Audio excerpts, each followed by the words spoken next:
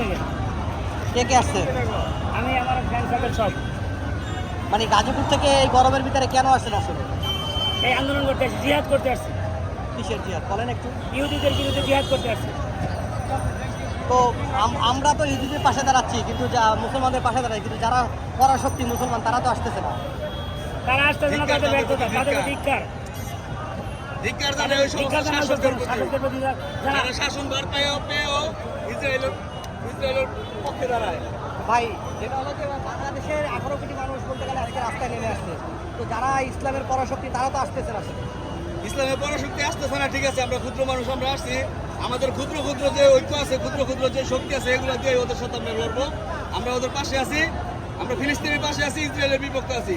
আর পরাশক্তির এর কোনো বড় কথা না, আল্লাহ যার সাথে আছে তারই বিজয় হবে ইনশাআল্লাহ। আর আমাদের বড় বড় যে সমস্ত নেতারা আছে, যারা নাকি দুনিয়াকে লিড দেয়, মুসলিম বিশ্বকে লিড দেয়, তাদের মুখে ধিক্কার জানাই, তাদের মতো নেতার মুখে থুতু মারি। কারণ তারা এই সর্বোচ্চ ক্ষমতার চূড়ায় বসে থেকেও ইহুদিদের, খ্রিস্টানদের, বিধর্মীদের পা চাটছে।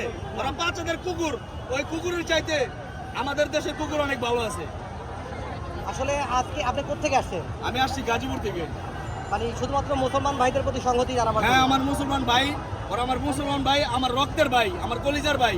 ওদের প্রতি আমার মায়া আছে, আমার কলিজার মধ্যে কষ্ট লাগছে, এই জন্য আসছি। ধন্যবাদ। এক ভাই দাঁড়িয়েছেন, কথা বলি। আপনি কোত্থেকে আসছেন? কেন আসছেন? এই যে আমাদের ভাইদেরকে এই করে গুলি করে মারতে আছে, অবশিষ্টদেরকে গুলি করে মারতে আছে, আমরা সইতে পারি, এই কারণে আমরা জিহাদ ঘোষণা করছি। বলে না আমাদের জান দিয়ে দেবো, তবু আমরা যুদ্ধ বন্ধ করছি ইনশাআল্লাহ। আপনি কি করেন? আমি একজন ব্যবসায়ী। আজকে ব্যবসা ছেড়ে আসছেন? জি মানে ফিলিস্তিনিদের প্রতি সংহতি জানাতে? জি জি। ধন্যবাদ। দর্শক দেখি।